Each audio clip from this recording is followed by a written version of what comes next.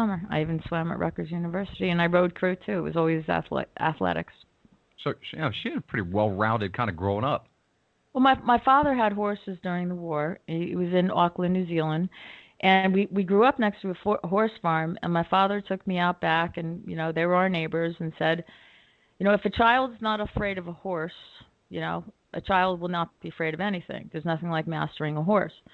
So, you're on a horse that's 16.5 pounds high, 1,500 pounds, and you learn to ride when you're 5 or 6.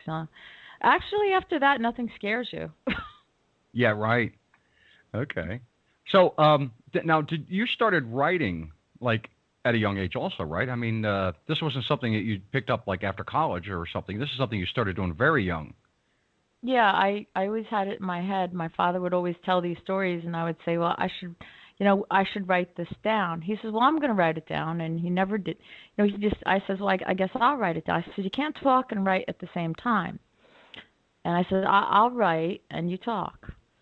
And that worked out, and I started writing young, and I had a penchant for writing, which my 5th grade teacher predicted I would end up in the writing field, which was kind of bizarre to me that they would single me out as that, because I thought I was going to be a jockey.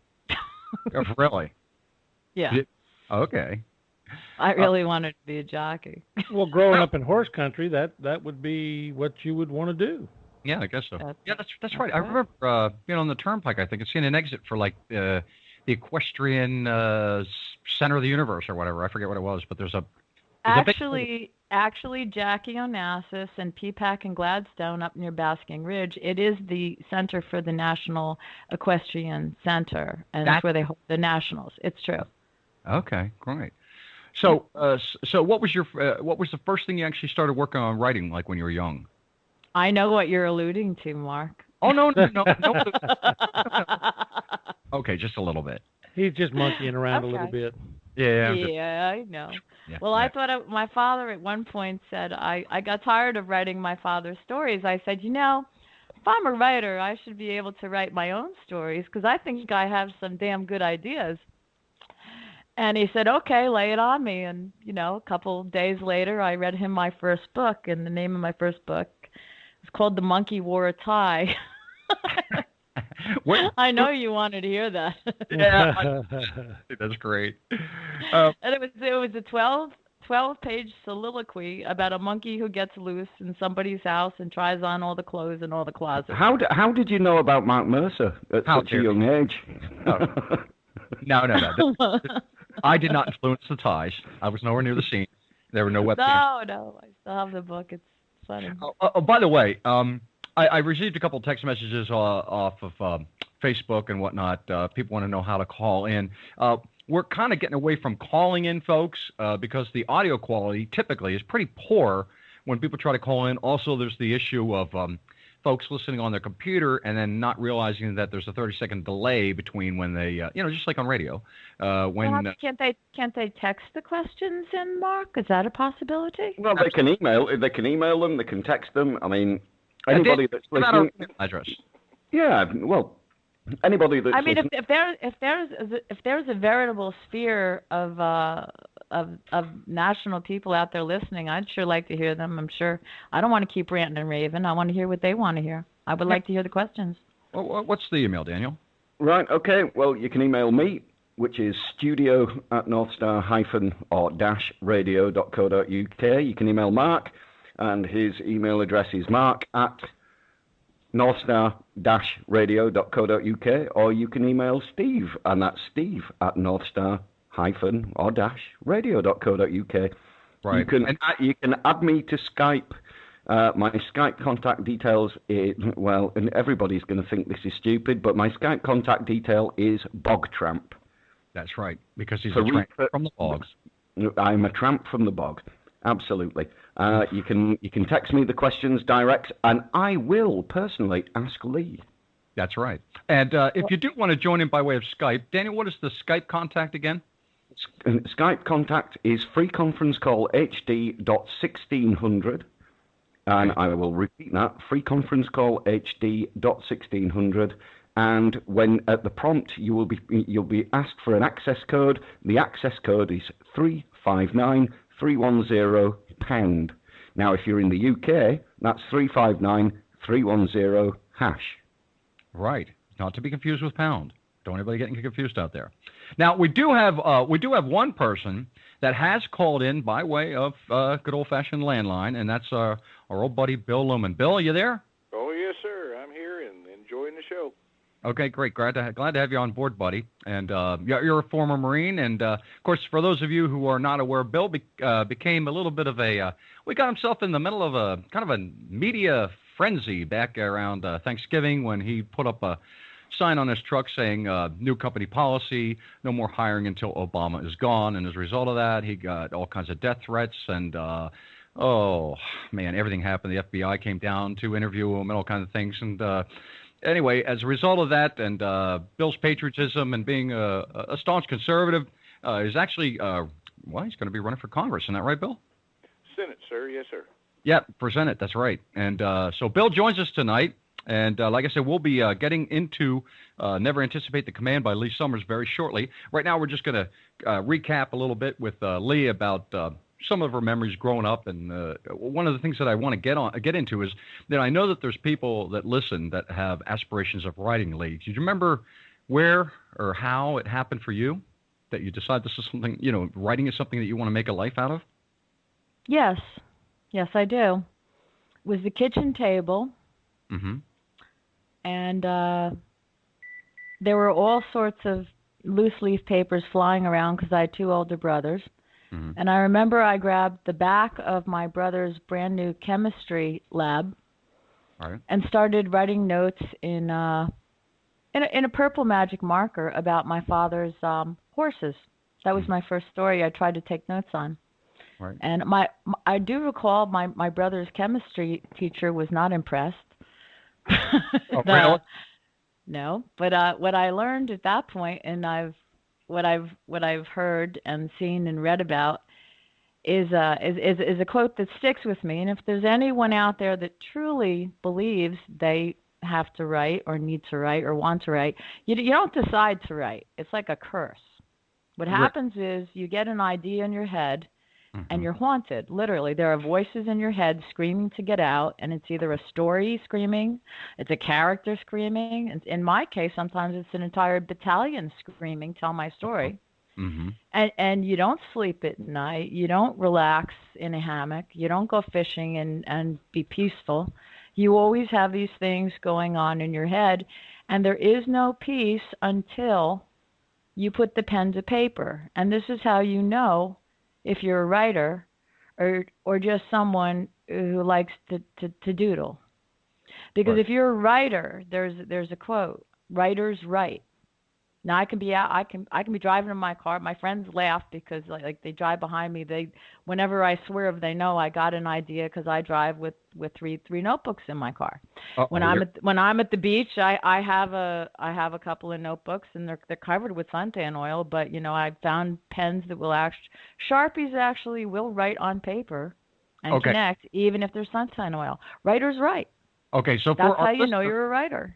All right, for our listeners that are also aspiring writers, would you recommend that maybe they get like maybe a voice recording device so that they don't have to actually No. No. There's been proven Yeah. The connection between the right and left brain and the dynamics of the nerve conduction when you write with either your right or left hand. Okay. Something happens when you put the pen to paper.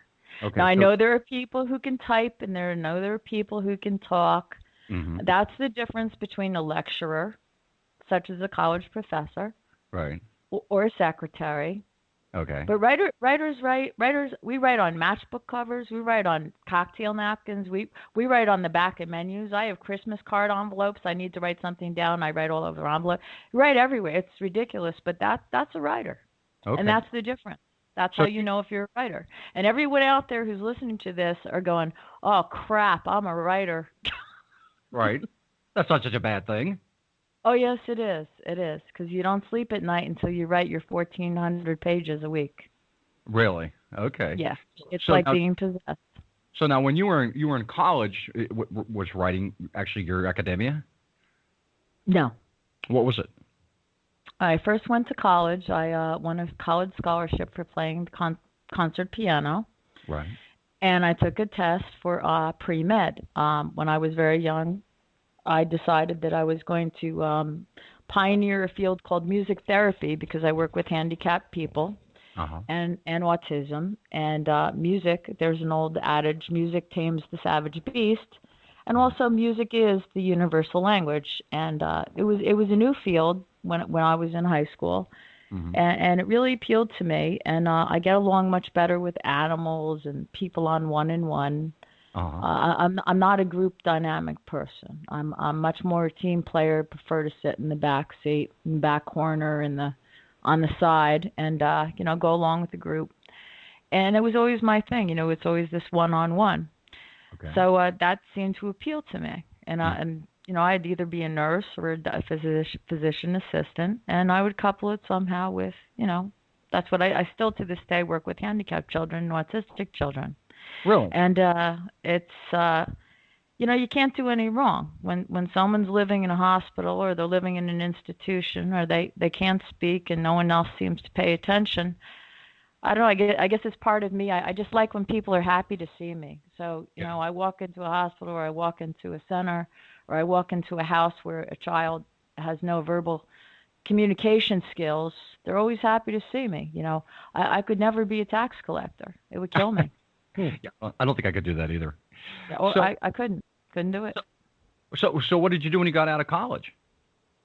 I took a test and I actually took a test and I got involved with pre-med and I worked for a very intriguing place. It was part gymnasium and it was part physical therapy clinic called the Here Institute. And it was right here in Red Bank, New Jersey, very close to where I live right now. Mm-hmm. And it was under a woman named Pat Dunphy, and her husband was Phil Dunphy, and they were pioneers in teaching people who had been mangled in car accidents, who had lost limbs, to attend physical therapy in a building which was half gymnasium with people lifting weights, running on treadmills, Mm-hmm. and then the other half people walking around in body casts. Oh, jeez. So this was, and this is where I met some of my nearest and dearest friends that I'm still friends with to this day. It just appealed to me because you gave the people who were handicapped and maybe lost an arm, lost a leg, were mangled in a car accident, had a broken neck, exposure to people who went in because they were overweight and they wanted to jog and lose a few pounds. You also taught and showed people, role modeled to healthy people bitching about, people complaining about, a bad hair day. Wow, there's that guy who walks in here every day and he walks in on crutches because he's missing his leg from the knee down. Yeah, no kidding. And it really role modeled to me that everyone, in every way, shape, or form, mentally and physical, we're really all equal in this earth. There is no such thing as superior or inferior human. Amen. Because if you're physically handicapped, I say, geez, they're so lucky because we can see what the handicap is. It's obvious. Right. And then I look at all these supermodel type people walking around in the world that, they look picture perfect. And it's like Alfred Hitchcock, look at all I was intrigued with Alfred Hitchcock because you have these very normal, decent looking people, and they're the axe murderers. Mm-hmm. Yeah. So I have a very different take on life when I like to observe. And I really liked being involved with people who were physically handicapped because physically handicapped people will rise to the occasion if just one person pats them on the back and said, you did good. Right. And my forte at that point in my life doing therapy was no one wanted to work with the severely handicapped people, and I was too young and stupid to know that it was tough. So I says, well, let's play basketball. Right. So we got him out in the backyard playing basketball in the back parking lot. Nice. Now, And it was fun. It was fun. So you had a vocation, kept you busy, and then somewhere along the way, you started segueing into wanting to get your book published, right? Can you describe how that? I didn't really ever want to get the book published. I thought it was something I would always just write, Oh, hand really? to my dad, hand to my dad, and say, here